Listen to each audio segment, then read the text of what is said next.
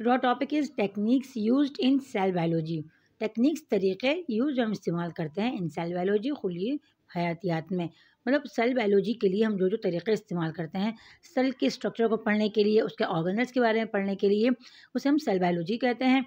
उनके जो तरीक़े इस्तेमाल किए जाते हैं उनको आज इसमें पढ़ेंगे कि कौन कौन से तरीक़े हम इस्तेमाल कर सकते हैं सेल बायोलॉजी में। तो microscopy makes a very valuable contribution. ये सबसे जो अहम चीज़ आपके पास सेल बायोलॉजी में है, ये माइक्रोस्कोप आपके पास है, क्योंकि माइक्रोस्कोप अगर नहीं होगा तो हम सेल को देख ही नहीं सकेंगे। जो एक चीज़ को हम देख नहीं सकेंगे उसके बारे में हम पढ़ेंगे कैसे? तो सबसे जो बेसिक चीज़ आपके पास आती है वो आता है माइक्रोस्कोप। तो microscopy makes a very valuable contribution. Microscopy इनको उर्दू में माइक्रोस्कोप भी कह सकते हैं और खूरबीन भी कहते हैं। माइक्रोस्कोपी ने बनाया अ वेरी वैल्यूबल कंट्रीब्यूशन, या माइक्रोस्कोपी ने किया बहुत काबिल कदर हिस्सा, वेरी वैल्यूबल बहुत काबिल कदर कंट्रीब्यूशन हिस्सा टू और अंडरस्टैंडिंग ऑफ सेल, हमारे खुलिये के बारे में समझने को।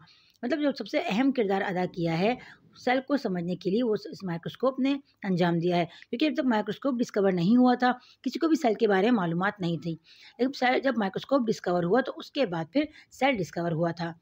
हाउएवर जबकि टेक्निक्स तरीक़े आर ऑल्सो नीडेड, इसकी भी ज़रूरत होती है। If the function of organelles, अगर आपको जो अफ़ाल हैं फंक्शन अफ़ाल या काम ऑफ ऑर्गेनल उज़वियों का, तो उज़वियाँ जो सेल के अंदर स्ट्रक्चर्स होते हैं उन्हें हम उज़विया या ऑर्गेनल्स कहते हैं।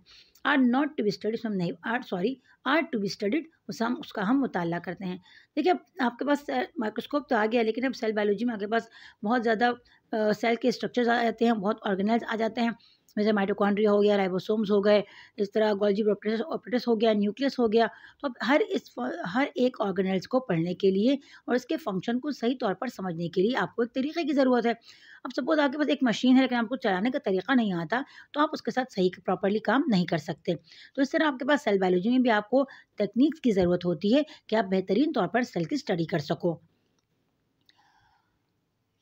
वेरियस टेक्निक्स, मुख्तलिफ तरीक़े हैव बीन यूज, इस्तेमाल किए जाते हैं फॉर आइसोलेटिंग, अलग करने के लिए या जुदागाना तौर पर, एंड एग्जामिनिंग, और देखने के लिए, वेरियस सेल, या एग्जामिन मतलब तजुर्बा करने के लिए, वेरियस सेल कंपोनेंट, मुख्तलिफ हुलिये के अज्जा का, मतलब मुख्तलिफ तरीक़े इस्तेमाल किए जाते हैं मुख्तलिफ ऑर्गेनल्स को देखने के लिए। हर ऑर्गेनल दूसरे से मुख्तलिफ है स्ट्रक्चर के लिहाज से भी और अपने फंक्शन के लिहाज से भी, तो उनको देखने के, उनको पढ़ने की जो आपके पास टेक्निक्स होती हैं वो भी मुख्तलिफ होती हैं। ऑफ दीज, उनमें से मतलब उन टेक्निक्स में से, ये अब टेक्निक्स के नाम दिए हैं आपको, differential staining, centrifugation, tissue culture, chromatography, electrophoresis, ETC are the most common techniques. ये आपके पास सबसे आम तरीक़े हैं जो आप इस्तेमाल करते हो। एक आपके पास डिफरेंशियल स्टेनिंग हो गया, मतलब मुख्तलिफ तौर पर रंग देना है, दाग देना। सर्टिफिकेशन आपके पास एक तरीका हो गया, एक प्रोसेस हो गया। इस तरह टिश्यू कल्चर एक प्रोसेस हो गया, क्रोमेटोग्राफी हो गया, इलेक्ट्रोफोरेसिस हो गया। इन सब के बारे में आगे डिटेल से इस चैप्टर में हम स्टडी करेंगे। Are the most common technique, ये सबसे आम तरीक़े हैं। The examination of a cell, तजुर्बा करना या देखना, जांचना, जो भी आप माना कर सको सारे सही हैं, ऑफ सेल खुलियों का, एंड इट्स कंपोनेंट्स, और इसके अज्जा का, डिपेंड अपॉन, ये इन्हिसार करता है, द मैग्निफिकेशन पावर्स, तकबीर की ताकत, तकबीर मीन बड़ा करने की ताकत, ऑफ टू कॉन्वेक्स लेंसेज, दो मुहद्दब अज्जों से, मतलब लेंसेज अज्ज से, टू प्रोड्यूस, बनाने के लिए, अ मैग्नीफाइंड इमेज, एक बड़ा अक्स, of a very small object, बहुत छोटे जिस्म का।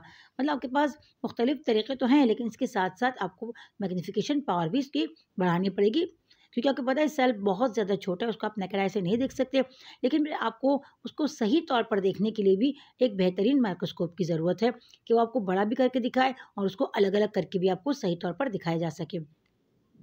अब यहाँ पर आपको टेबल दिया गया है, तो उसमें कुछ मैग्नीफिकेशन पावर दी गई है।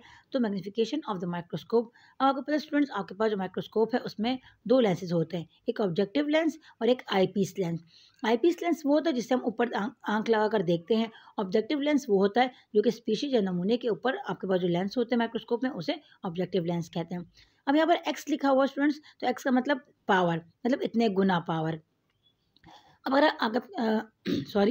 आपके पास ऑब्जेक्टिव लेंस 10 पावर है उसकी और आईपीस की 6, तो 6 10 60, तो आपको जो ऑब्जेक्ट दिखाएगा मैग्नीफिकेशन, तो वो 60%, मतलब उसका 60% या 60 गुना बड़ा अक्स दिखाएगा। इस तरह अगर आप ऑब्जेक्टिव लेंस में 40 लगाते हो और आईपीस में 6, तो 46 या 240 हो गया, तो आपको जो ऑब्जेक्ट है उसका जो मैग्नीफिकेशन होगी वो 240% होगी, 240 गुना होगी। इस तरह अगर आपने ऑब्जेक्टिव लेंस भी 10 में लिया, 10 गुना लिया और आईपीस लेंस भी 10 टाइम लिया तो 10 10 ज़ा 100, तो आपको 100 टाइम बड़ा दिखाएगा। इस तरह आपने ऑब्जेक्टिव लेंस 40 टाइम लिया एंड आईपीस आपने 10 टाइम, तो 40 10 ज़ा 400, तो आपको ये 400 टाइम्स बड़ा करके दिखाएगा। तो इस तरह आप इन लेंसेज को, इसकी पावर को चेंज करके इसकी मैग्नीफिकेशन को बढ़ा सकते हो, और जितनी मैग्नीफिकेशन ज़्यादा होगी उतना ही आप बेहतर तौर पर सेल को पढ़ सकोगे, उसके बारे में समझ सकोगे। तो होप स्टूडेंट आपको आज का लेक्चर समझ में आ गया होगा। अगर कोई बात समझ में ना आई हो तो आप कमेंट करके पूछ सकते हैं। इंशाल्लाह फिर नेक्स्ट लेक्चर में इसके बाकी जो आपके पास आगे टेक्निक्स है उसके बारे में पढ़ेंगे। अपना बहुत सारा ख्याल रखिएगा, अपने कीमती राय से हमें ज़रूर आगाह कीजिएगा। टेक केयर, अल्लाह हाफ़िज़।